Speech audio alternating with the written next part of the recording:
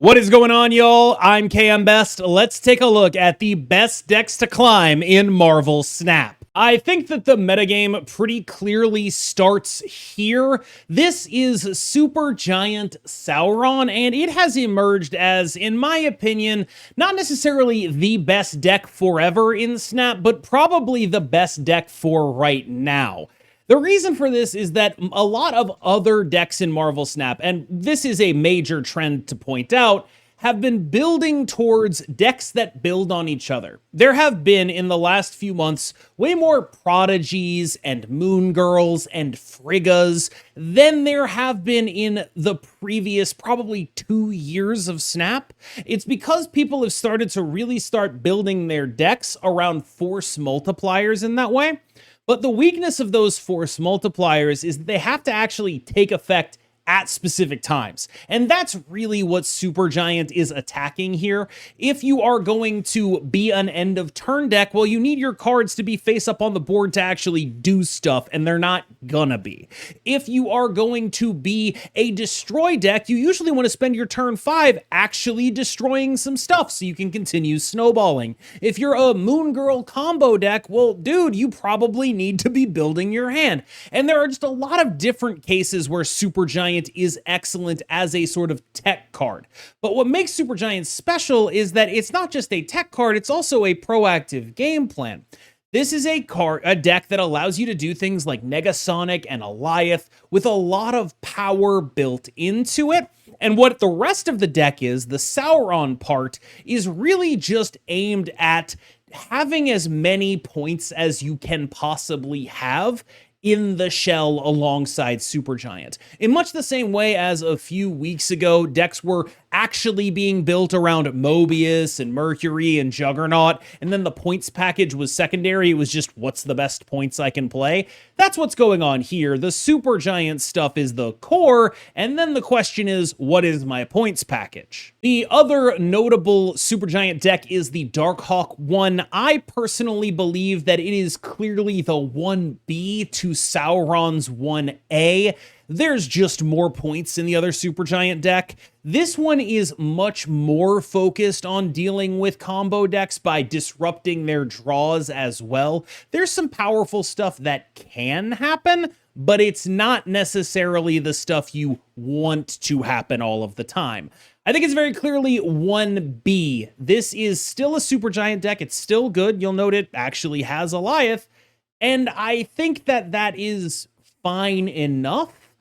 But I do think it's probably been passed up by the Sauron Supergiant deck. When it comes to beating Supergiant, a deck like this that Cougar played to win Golden Gauntlet Qualifier number 3 is a very solid option. And this is very much a comfort pick for Cougar that happened to be well positioned, in my opinion, because what this deck is largely leaning on is that its competition in the Mercury Mobius space mostly left that space. The Invisible Woman decks are all built around combos now, and that means they're just gonna get completely owned by Supergiant stuff, so they're A, not in your space, and B, you don't have to worry about them as much. You have to worry about them as far as it is bringing Cosmic Ghost Rider. You don't just want to run into that matchup and have nothing for it. But it is relatively easy to disrupt them, and a lot of other people are also looking to disrupt them. Now, what this deck does is attack the Supergiant decks by just having better scalers. When you look at the Supergiant decks, it is very much a almost very static amount of point output. So if you can get scalers and get better value out of your cards than their static points will allow them to get, you should be in a really good spot. This is a deck that can really go super tall with super small cards. Sam Wilson, Batroc, Kraven the Hunter, and of course Hydra Stomper, all of them will allow you to have a lot of points for not a lot of investment. And that is sort of how you end up wanting to attack both of the Supergiant decks. I think it's a lot better against the Supergiant deck with Darkhawk in it, and it's a little bit harder to compete with the points of the Supergiant deck with Sauron, but you're still probably reasonably favored. This deck also has a lot of built-in tech to just cover a bunch of different matchups. Mobius, Mercury, and Cosmic Ghost Rider really do manage to cover a lot of ground that you might need to get covered, because as you are a deck that relies on these scalers, you don't really have a ton of points outside of them. I don't exactly know how to feel about Arishem right now. I am of the opinion that it's likely not a phenomenal deck, but it does seem to me to be quite good relative to where it normally is, which is to say, it's usually not doing a lot into the combo decks that Supergiant beats, but it's actually fairly comfortable at beating a Supergiant by just going power to power with it. That's the kind of thing that this deck is actually built to do, and so as long as Supergiant is the first deck in this video, and also the second deck in this video, it's probably worth talking about Arishem. However, here's the other thing. If people are playing the Darkhawk Supergiant deck, you just cannot win. You have nothing for that deck. And so the balance between the two Supergiant decks is actually mostly relative to this deck existing. It is very reasonable into the better of the two decks, but the worse of the two decks puts Arishem in the dumpster, which means that even though this is a deck that I think is relatively well positioned, there's probably just enough Darkhawk to put you off playing this, generally speaking. I think Jocasta Invisible Woman decks, they're going to be around, but I personally will say that this is a very hostile metagame for them. It's not just the Supergiant stuff that puts you in a dumpster. There are people playing Killmonger. That's something you're not happy to see either. There's just enough anti this kind of stuff and not enough of the matchups that you actually like to see. This is a deck that really wants people to be playing things that don't interact with it super meaningfully. Everyone is packing everything for it. Cosmic Ghost Rider, Killmonger, Supergiant is popular. People are going to interact with you too much to feel comfortable about playing this deck. And that's not to say that it's a bad deck. I definitely think it is a good deck. If anything, it is the proximate cause for everything I've talked about in this video, why all of this stuff is happening. This is the first mover that is causing everyone to react and create this Supergiant meta and create this meta where people are trying to beat Supergiant with stuff. It's just that right now, there's still too much heat on Invisible Woman First Steps. Cerebro 2 is just like kind of a really good deck. It's like a very one-note deck for like obvious reasons, but it just has the ability to have enough tech in it that you're just happy with a lot of what goes on in it.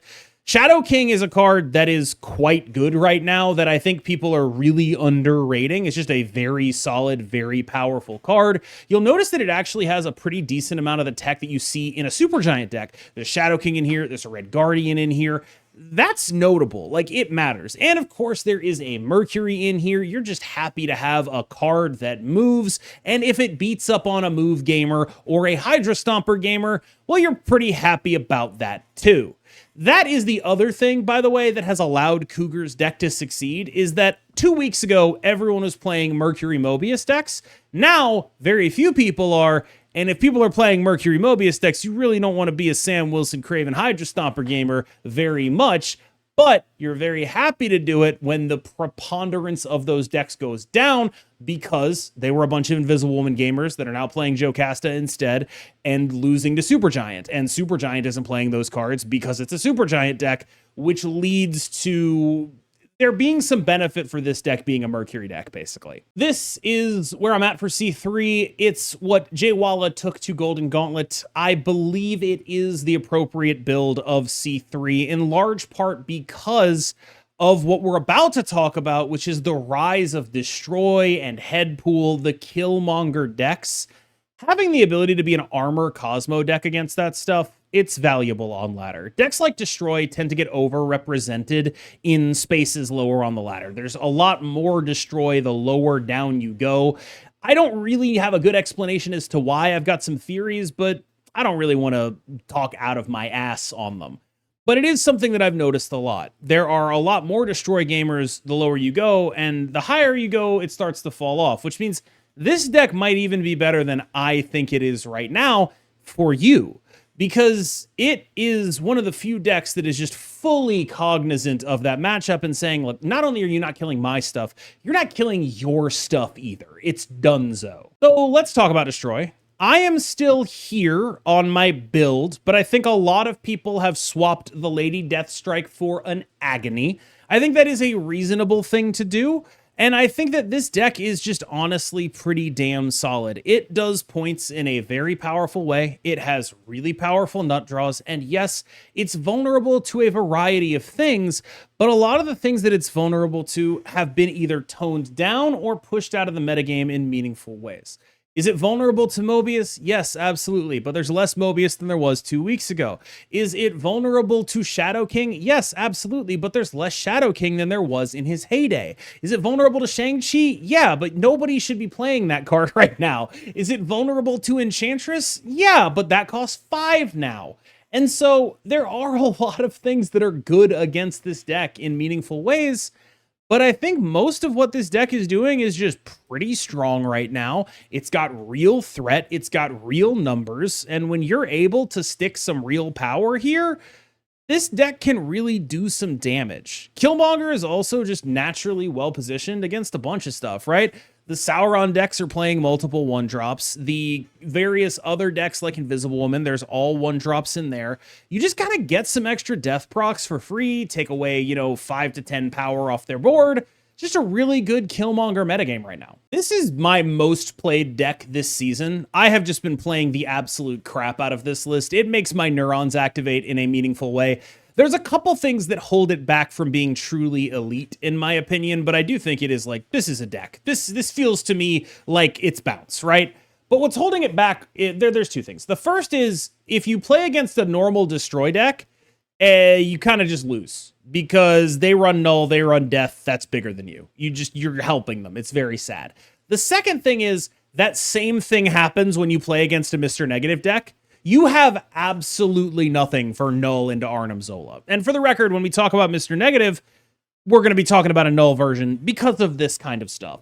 There's a lot more Destroy, and unfortunately, as long as there is a bunch of Destroy running around, this deck just kind of has a naturally built-in bad matchup. But I gotta tell you, this deck felt amazing in basically every other matchup I've played. It's just been damn good, and I am a little bit surprised at how much I've enjoyed it. B-Hand is in a bit of a weird spot because it is a deck that can get meaningfully disrupted by Supergiant, especially if you're building for something like a Moon Girl. Which is why I've opted to play this version of V-Hand. It's Enemy One's build of the list. And I just don't want to be locked in looking at a hand of Moon Girl and Misery, knowing that Moon Girl is just going to be absolutely terrible because I'm playing it on the final turn of the game because I got Supergianted on 4. So that's largely where I'm at with this deck. I like the idea of just having some stuff to do and having a Juggernaut in the deck and all of that stuff. I don't think that this deck wants to be in this configuration long term, but I'm just trying to find a solution to the version of this, like to the Supergiant stuff, because it's not just the Supergiant, they're also an Enchantress deck. And it's like, this is a metagame that I feel like V-Hand should be good in, but between Supergiant and Enchantress, your good matchup starts feeling really, really not good. You're supposed to be good against decks with a static amount of power because you'll just have more than them. You get to duplicate your V-Hands and all of that. But what's so pernicious about the Supergiant Sauron deck is like, all the decks that do that, you better not be doing it on turn 5. And so that leaves you with just the Cougar list, which is scaling on board on like 1 through 3, right? And that's really what's hurting V-Hand, is like a lot of V-Hand's best draws involve, Pixie, or not Pixie, involve, I'm going to Frigga my V-Hand on turn 5. And you just can't do that against these decks, which means you have to play V-Hand early, which means it gets Enchantress. And you just sit there and you're like, oh, there's not a good outcome here. This is Avazord's move list. I believe he made it to the top 8 of the Golden Gauntlet with it, and you'll notice the deference to Invisible Woman here with the Cosmic Ghost Rider. That is the flex slot. I am generally kind of compelled by move because it has a fairly similar dynamic to the Cougar move list, the Batroc and Sam Wilson and Craven. But I do think that list accomplishes it a little better. This list has a much higher ceiling, though. Like, there are still a lot of games that you're going to win with just a 48 power Human Torch or whatever that are just never even close to being close.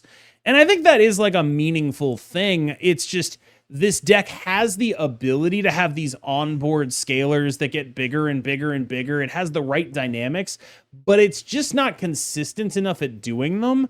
And it requires a lot from you. I think this is a really safe pick if you're a really good player, but I don't know how many people I would call this a safe pick for. I really enjoyed Iris's build of this archetype, this bullseye Dakin duplication archetype.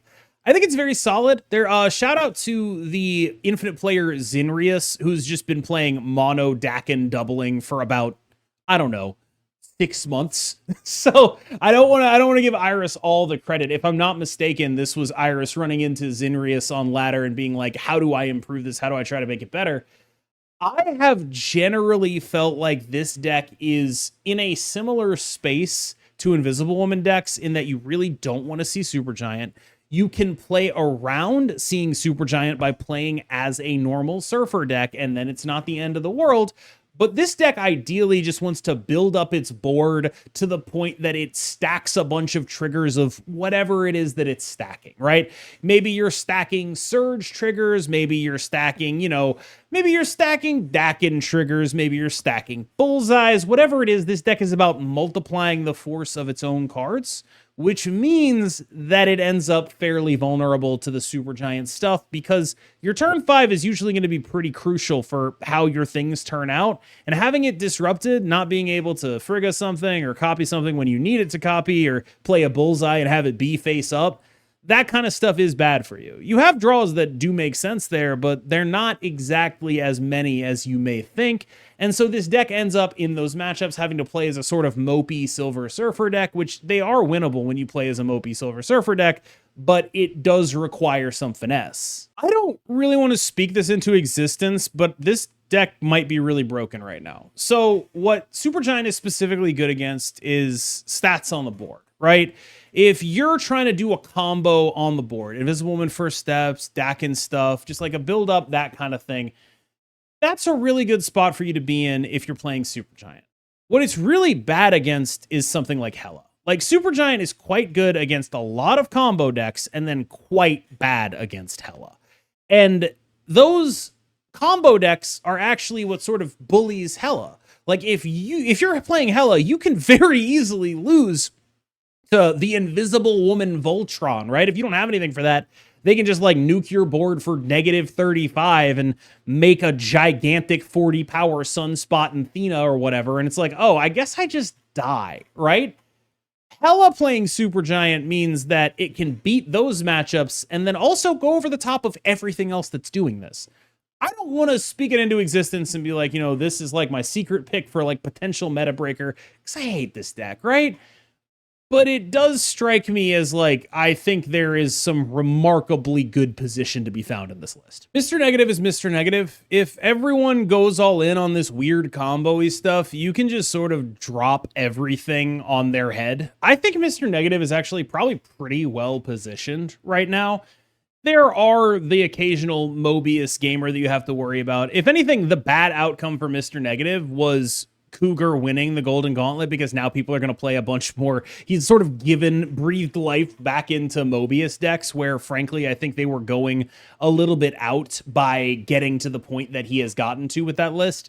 I think that this list is still pretty well positioned, though. I mean, it's basically Mobius or nothing, right? Like, oh no, they Supergianted me. I don't get to Jane Foster. And it's like, yeah, okay, that does suck, but also you're still drawing cards, and they're still probably going to lose to those cards. Like, I would not feel confident Supergianting a Mr. Negative and snapping that. And if people play Sauron, well, there's no Mobius in there. I think there's something to be said for Mr. Negative's positioning right now. I really do. This is a deck that can just go point for point with basically anything in the game. and it's not nearly so disrupted by Supergiant stuff as other combo decks can be. This discard list from Brundex was pretty interesting. I was fairly compelled by it, and the reason this is the discard list we're talking about and not the Dakin one is because of Supergiant, right? Like, it's literally just that. If you're going to be playing one of these lists, you want to play the one that doesn't get totally owned. So we can't really be Frigga Dakening or Bastion Dakening or any of that stuff, because I don't really feel confident that we're going to have a turn 5. So instead, here, make a bunch of numbers. Just throw numbers at them and just go over the top, and it'll be fine. That's the strategy here. That's where I'm at for discard. I have been relatively impressed with the combination Power Man, Zombie Zombie Captain America, Colonel America, and Khonshu to make sure that you're not screwing yourself over too hard. I think that is like a meaningfully useful thing. I do wonder, though, if your opponents need to just start recognizing, like, what if I just let them have Power Man every turn? And then they just end up costing themselves something that actually matters. I think that is kind of possible, and playing in that world is a little bit difficult, I think. In the Destroy Memorial final spot on the tier list, it's going to be Clog. I think Clog is sort of spiritually in Destroy's spot here, because it's just not great.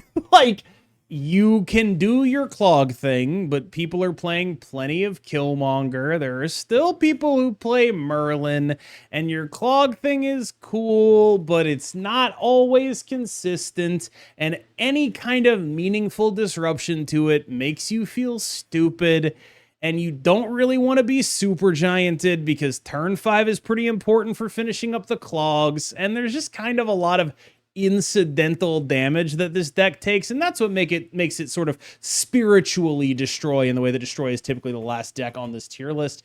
There's just a lot of like, oh, you know, I can see it, but here's 3 things that just make this deck worse, and they're all kind of happening right now, and it's like, all right, well, you can play it, but I don't know about that. All right, y'all, thank you so much for watching. As always, I have been KMBest. You have been phenomenal. Remember to like and subscribe. I really appreciate it. And for my game changer heads out there, I've been here the whole time.